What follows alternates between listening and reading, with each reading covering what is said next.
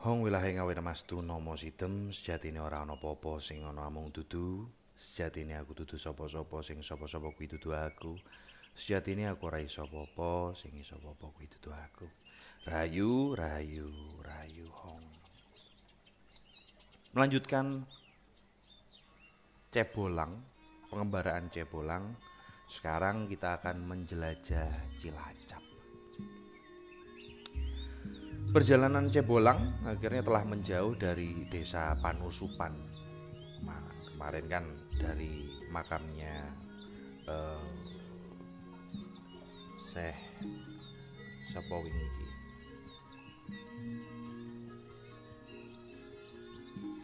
Syekh Jambu Karang. Dan pantangan untuk tidak berbicara akhirnya selesai, sudah batal, sudah hangus. Kini mereka kembali bebas berbicara, bercakap-cakap sampai akhirnya mereka tiba di sebuah mata air jernih sebesar bambu wori. Mereka berhenti sejenak untuk menikmati keindahan mata air itu. Dan sumber air itu mengalir menuju ke sebuah sungai yang cukup besar dengan aliran yang juga jernih. Tampak akhirnya beberapa gadis datang hendak menuju sungai untuk mengambil air. Wah, mereka bercanda, umbar gelak tawa. Tapi seketika akhirnya langkah tawa mereka terhenti karena yaitu tadi melihat 5 orang laki-laki yang duduk di dekat mata air. Dan Cebolang salah satunya kan memang sangat tampan. Mereka akhirnya, gadis-gadis ini meletakkan kelenting lalu memandang ke arah Cebolang sambil berbisik-bisik. Mereka terpesona oleh ketampanan pemuda dari Sokayasa ini.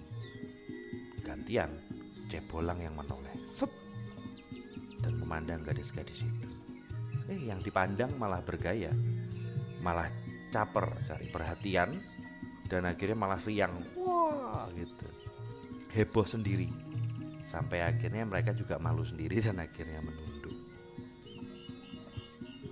Mas Cebolang akhirnya menyuruh salah satu santrinya untuk mendekati gadis-gadis itu dan bertanya nama desa itu. Sang santri segera pergi menemui para gadis lalu bertanya, "Maaf Mbak Yu, saya itu disuruh sama junjungan saya untuk bertanya, ini desa apa ya?"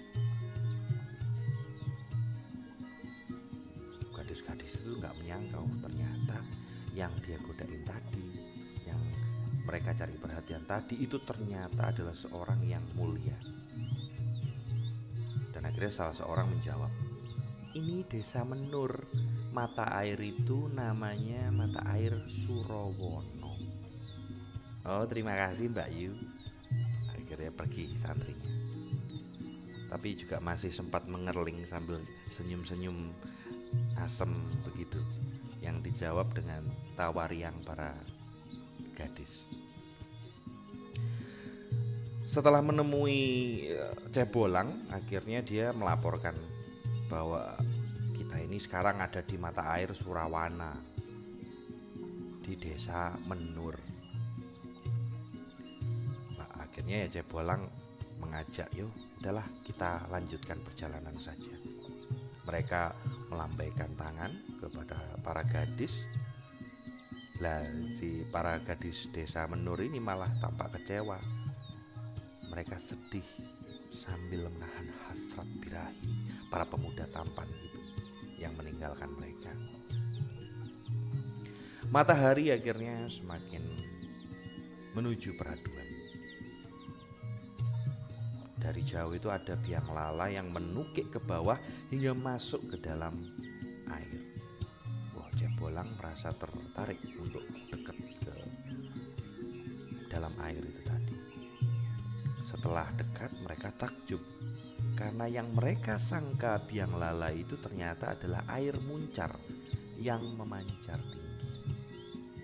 Jadi ada air muncar yang memancar tinggi lebih dari 6 rentangan 2 tangan. Airnya pun jatuh dengan deras seperti hujan.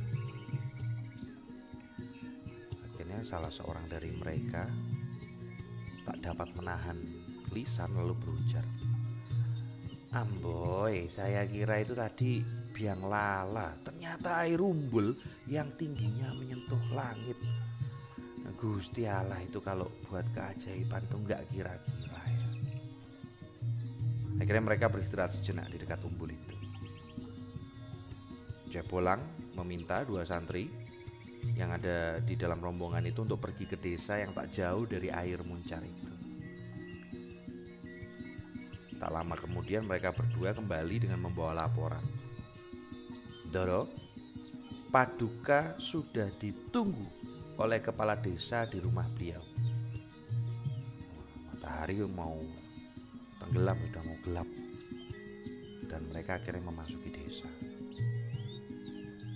Mereka langsung menuju rumah kepala desa, dan ternyata kepala desa itu sudah menunggu di depan rumahnya. Disambutnya ramah, lalu bersalaman, Monggo nak, masuk." Jebolang akhirnya masuk dan duduk di atas balai-balai. "Terima kasih nak mas, sudah sudi singgah ke desa kami. Angger ini siapa dan dari mana asalnya?" Mas Jebolang akhirnya menyebutkan nama dan asal-usulnya. Ia juga mengatakan bahwa ia berniat untuk menginap di desa itu karena ia sudah kemalaman. "Cah bagus anakku, jangankan menginap semalam, lama tinggal di sini, extend pun kami akan senang menerima extend. Terima kasih Ki.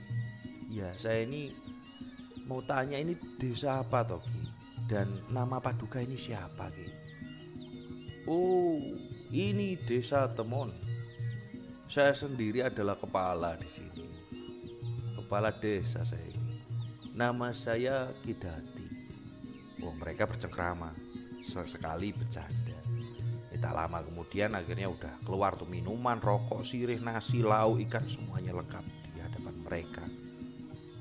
"Ayo nak, disekecakan, dinikmati, ini hidangan ala kadarnya." Kidati akhirnya mempersilahkan. Mereka makan bersama-sama seperti biasa setiap malam dari desa ke desa. Mereka menikmati jamuan, tapi kali ini jamuannya ada di rumahnya Kidati. Setelah kenyang, beranjak mereka beristirahat. Pagi harinya Jebolang dan rombongan akhirnya memohon diri kepada Kidati untuk melanjutkan perjalanan, dan sekali lagi tak ada yang mereka tuju. Mereka jalan saja menuruti langkah kaki, melaku. Kalau malam tiba, mereka nginap di desa yang mereka jumpai, dan seterusnya dan seterusnya. Sampai mereka tiba di sebuah desa namanya Desa Pancasan. Di sana mereka menjumpai sebuah kolam yang pada tiap tepinya diberi tatanan batu yang tersusun rapi teratur. Dan panjang keliling kolam itu kurang lebih itu 30 langkah. Sedangkan kedalamannya setinggi dada. Jernih, bersih air. Akhirnya udah, plum, mandilah mereka. Setelah segar, mereka teruskan lagi perjalanan. Perjalanan akhirnya mengantar mereka tiba di sebuah desa yang terletak di kaki Gunung Kemawi, masuk wilayah Banyumas sekarang. Mas Jebolang naik ke Gunung Kemawi. 4 santrinya mengikuti juga di belakang, dan di sana banyak sekali terdapat binatang jinak semisal kentus. Kentus itu sapi hutan, kijang, rusa, kancil. Dan jalanan menuju puncak gunung itu memang nanjak sehingga mereka ngah-ngah terengah-engah untuk sampai ke atas. Di puncak Gunung Kemawi itu terdapat sebuah batu yang besarnya itu satu pelukan orang dewasa. Dan menurut tutur orang kampung yang mereka jumpai sebelumnya, barang siapa yang mampu mengangkat batu itu, maka ia akan mendapat anugerah dari Hyang Suksma. Coba satu-satu santri-santri. Gagal semuanya. Gagal, tidak ada satupun mengangkatnya. Sama seperti ketika Palutor pas di kompetisi itu gagal semua. Hanya satu orang santri bernama Nurwitri yang hampir berhasil. Giliran Mas Cebolan yang mencobanya, dan dengan mudah ya bisa mengangkat aja batu itu. Keempat santrinya agak terlongong heran. Setelah puas ada di puncak Gunung Kemawi, Mas Cebolan mengajak semuanya turun. Ayo kita turun. Kita pergilah sekarang melanjutkan perjalanan ke sana, ke Cilacap. Sebuah rakit bambu yang kuat dan kukuh telah tersedia. Mereka berlima yang membuatnya sendiri pada saat berada di pinggir kali Serayu. Setelah turun dari Gunung Kemawi, mereka hanyutkan rakit itu. Dinaiki berlima dan mengikuti arus saja, karena arusnya memang lagi besar. Nah, Sungai Serayu ini memang muaranya ada di Cilacap, tujuan mereka selanjutnya. Dan sesampainya di muara yang menuju Laut Lepas, Laut Selatan, Cebolang dan 4 santrinya turun dari rakit. Mereka melewati sebuah desa dan beristirahat di bawah sebuah pohon beringin besar. Tiduran, melepas lelah. Tiba-tiba di tengah suasana istirahat ada laki-laki tua yang berpakaian putih dan memegang tongkat datang dari jauh. Mendekat lalu menghampiri mereka. Dari penampilannya itu dan raut wajahnya itu sudah tampak kalau dia ini sepertinya seorang pertapa. Laki-laki itu menunduk dan beruluk salam. Lalu dia bertanya, "Anak-anakku, Bapak mau mengganggu sebentar. Kalian ini semua siapa, datang dari mana dan mau pergi kemana? Saya lihat kalian sepertinya sudah letih dan lelah. Tampaknya habis menempuh perjalanan yang jauh sekali. Jangan curiga dulu dengan saya. Saya sudah tua, saya terharu saja melihat keadaan kalian semua." Cebolang yang menjawab, "Nama saya Cebolang, Ki, dari Gunung Sokayasa. Saya adalah putra Syekh Ahadiat." Laki-laki itu tampak terkejut. Berpikir sebentar, lalu berkata dengan raut manis, "Nak, aku itu adalah Janggan Narati. Janggan itu cantrik. Aku tinggal di Padepokan Arjo Binangun. Kamu bilang tadi berasal dari Gunung Sokayasa. Benar, Ki? Lah, dulu aku juga pernah tinggal di Sokayasa, bersaudara seperguruan dengan Syekh Anggung Grimang.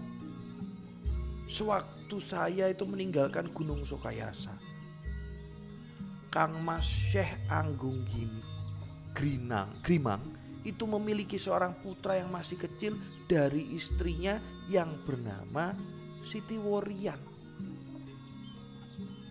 Kali ini Cebolang yang terkejut, lalu berlutut di hadapan Janggan Naradi dan berkata, "Aduh Bapak, saudara seperguruan Paduka tersebut tak lain adalah ayah hamba, dan anak kecil itu adalah aku sendiri, hamba sendiri."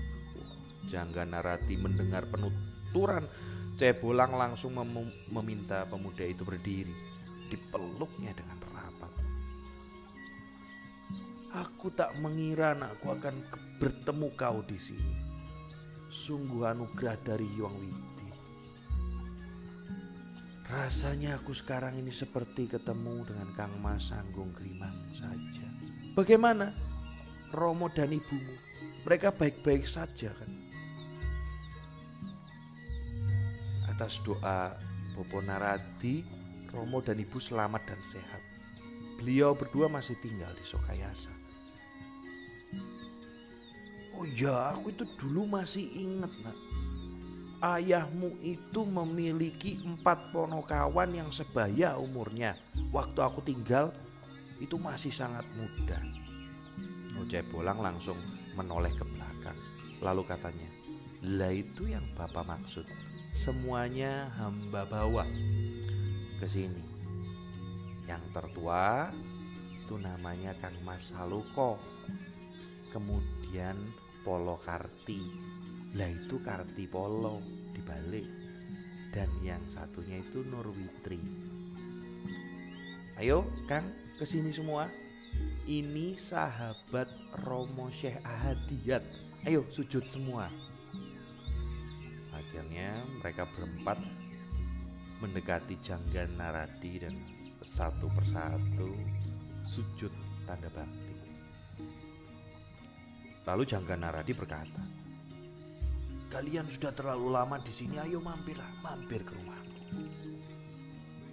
Akhirnya mampirlah mereka ke rumah Janggan Naradi di Padepokan Arjo Binangun.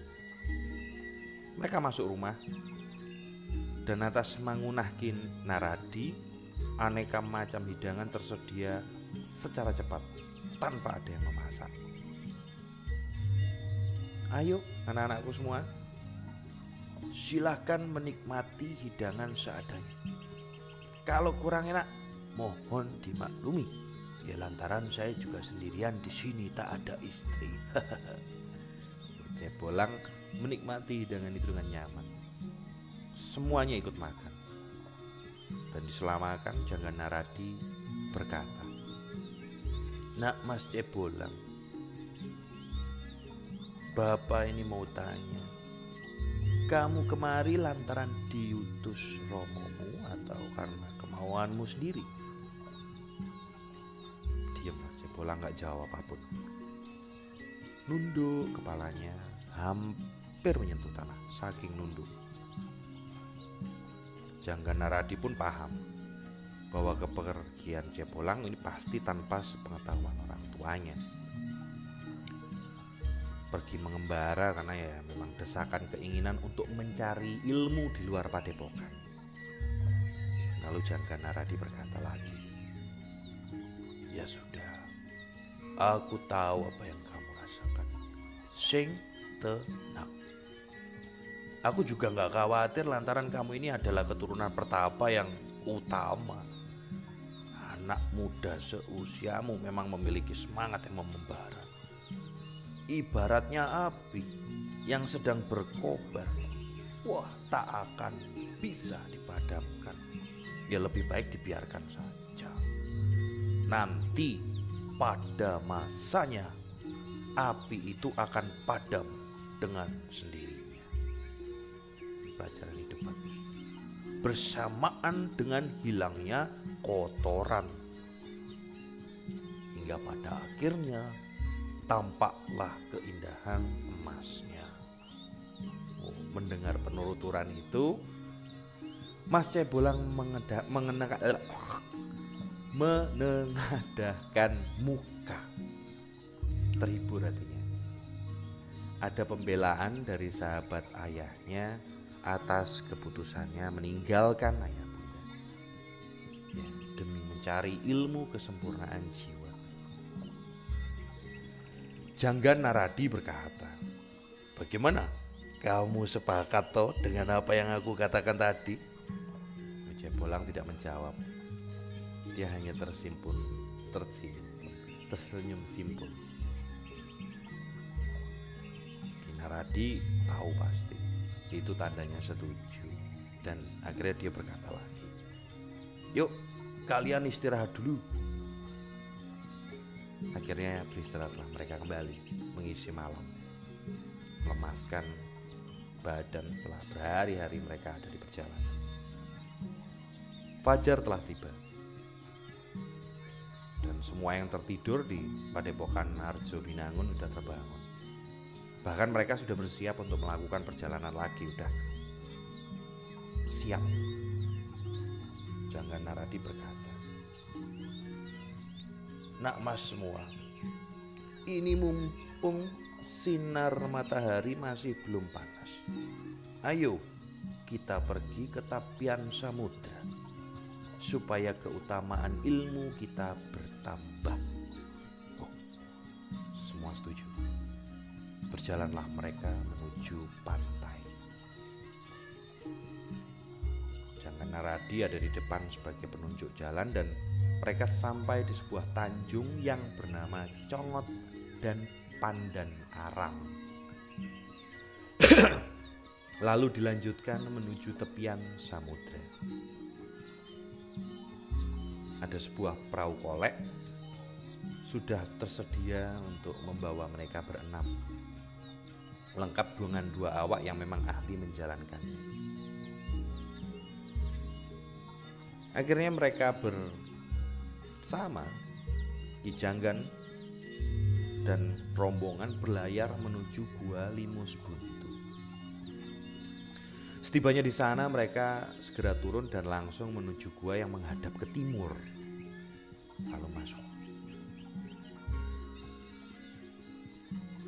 Bagian dalam gua itu tuh bagaikan rumah peringitan, yakni bagian rumah yang luas dan biasa dipakai untuk mengadakan pertunjukan, serta pendopo yang terukir emas. Jadi di dalam gua itu juga didapati batu putih bersih, diukir tuh bagai wiru atau lipatan kain jari berlapis. Tampak bagus dengan diberi gambar motif daun dan bunga. Tampaknya dikerjakan dengan teliti sekali dan hati-hati. Jebolang bertanya kepada Ki Janggan, "Ki, gua apa ini?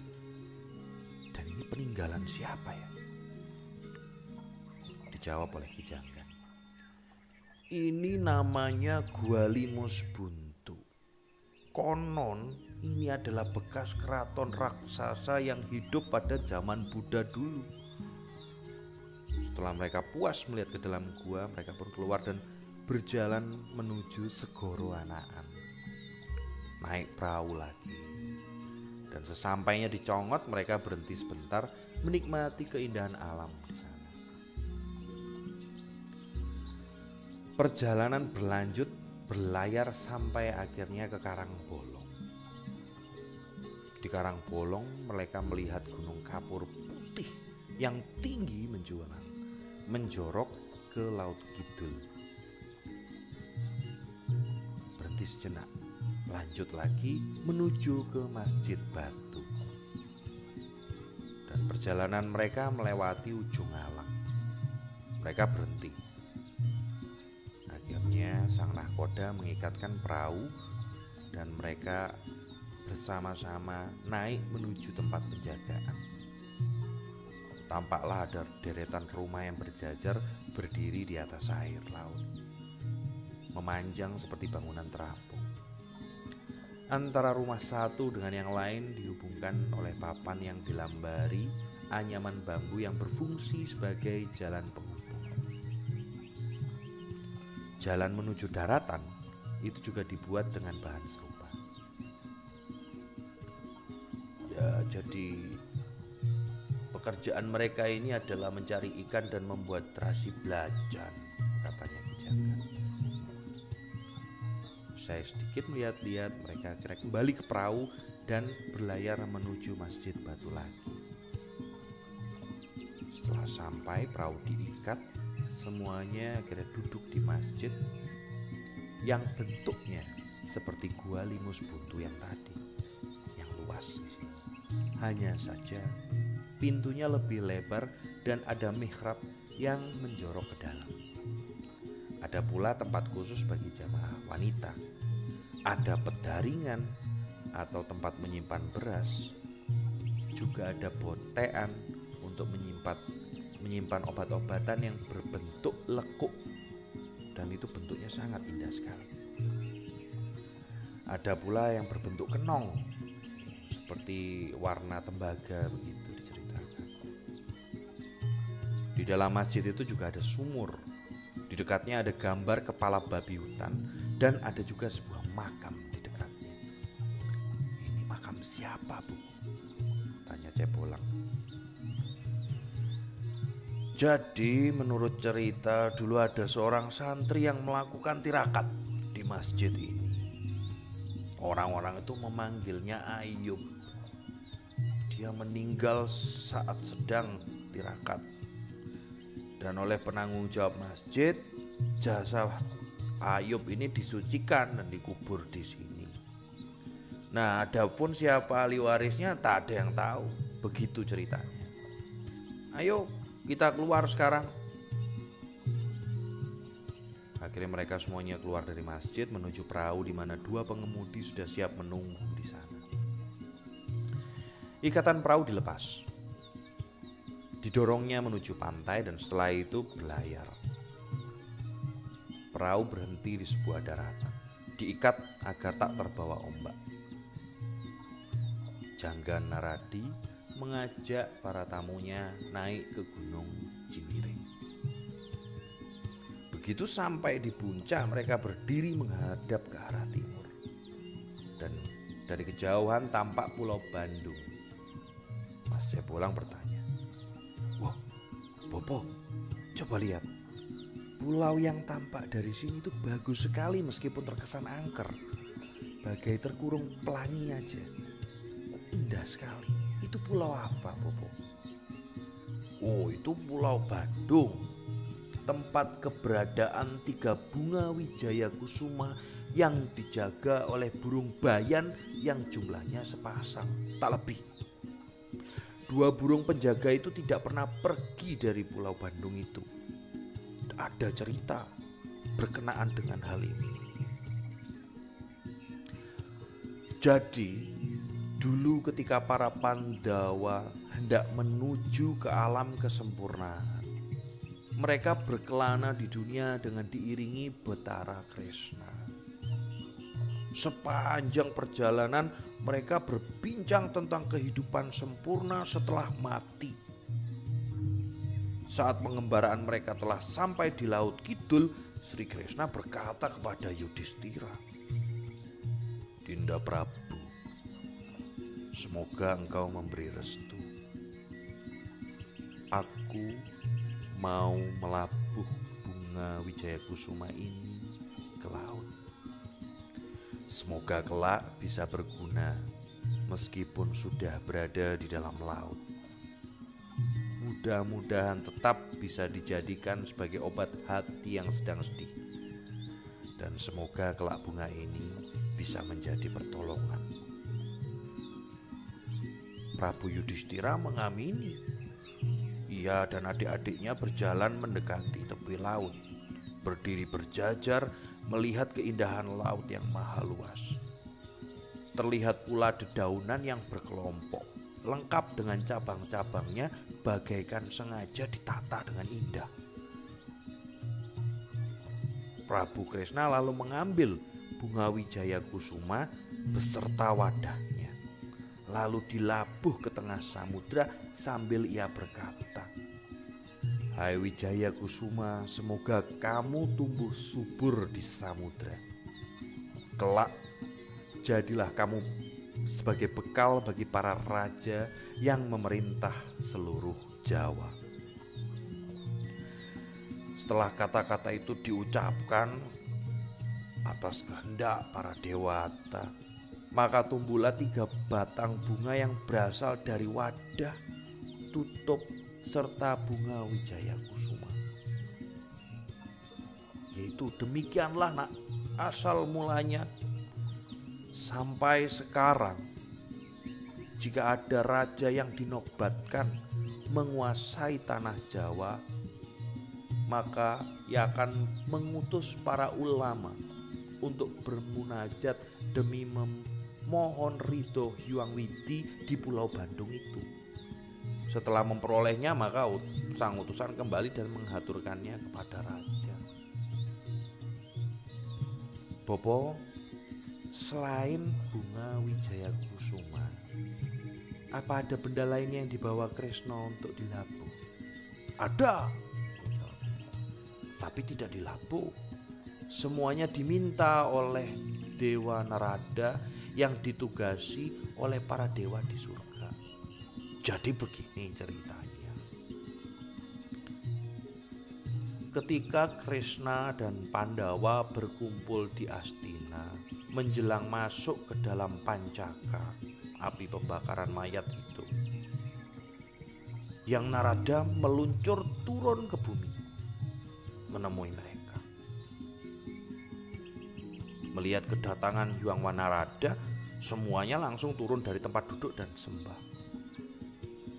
Hyang Narada berkata, "Wahai anak-anakku semua, ketahuilah bahwa aku datang kemari lantaran diutus oleh Hyang Suksmaluhung untuk mengambil senjata pusaka cakra dan cundomani.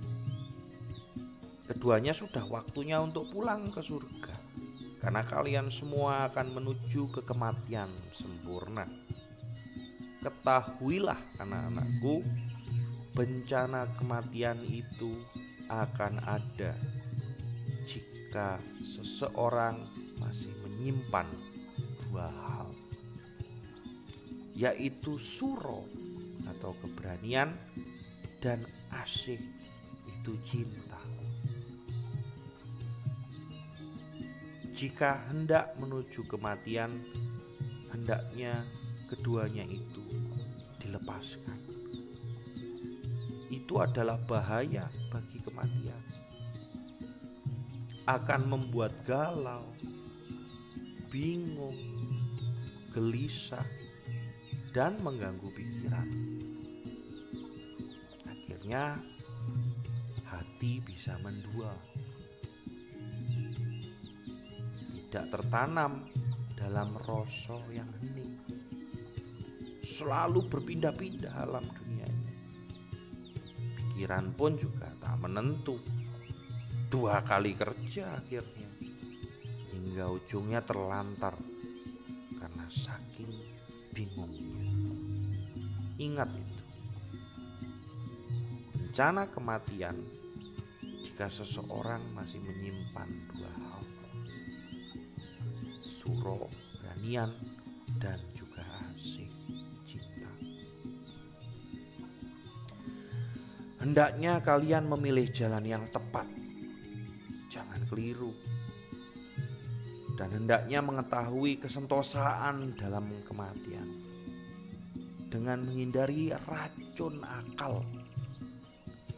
Bisa atau racunnya akal itu tak lain adalah rasa was-was yang berakibat pada ragu-ragu dalam pertimbangan. Jika kau sudah ragu-ragu, maka hatimu akan terguncang. 2 kali kerja, udah sekali saja. Pilihannya sekali gagal atau sekali tercapai. Yen wani ojo wedi-wedi, yen wedi ojo wani-wani. Ingat itu. Jika sudah meninggalkan dunia fana ini, maka tidak bisa memulai kembali. Ingat, jika sudah meninggalkan dunia fana ini, maka tak akan bisa memulai kembali. Semua sudah ditutup oleh Hyang Akarya Jagat. Itulah kesempurnaan yang gaib. Semua yang mendengar kata-kata Hyang Narada menjadi takut, lalu tunduk hormat menyembah. Sri Kresna segera menyerahkan senjata cakra dan cundamani. Itulah kisahnya. Cebolang dan 4 santri puas mendengarkan kisah dari Jangga Naradi ini. Sangat senang dengan kisah yang dituturkan dengan gaya menyenangkan. kayak gue. Mereka diajak pulang, akhirnya kembali ke Padepokan Arjo Binangun. Mereka berlima menganggukkan kepala, mengiyakan. Dan setibanya di pertapaan, hidangan sudah siap tersaji. Makan. Anak-anakku, ini semua adalah pemberian dari Gusti Yang Maha Agung, Maha Kuasa, lagi pemurah. Silahkan dinikmati. Madiang. Cebolang mencicipi duluan. Nikmat. Akhirnya dia bagi-bagikan kepada semua santrinya. 4 orang itu. Ki Janggan setelah selesai mereka makan berkata, "Nak mas semua ketahuilah, Congot itu airnya penuh. Dan suatu saat kelak karang bolong di Gunung Ciwiring itu akan ditempati oleh orang asing dari ngatas angin. Namun semua itu masih lama. Entah kapan terjadinya, semuanya bergantung pada kehendak Hyang Widi." Mas Cebolang menyembah dan berkata, "Bopo, tadi saya melihat rumah-rumah kok semuanya kosong. Binatang ternak juga pada berhamburan, tak ada yang mengurusi. Ini memangnya ada apa ya?" "Oh, itu sudah menjadi kebiasaan bagi warga jika sedang kedatangan angin dari arah barat daya.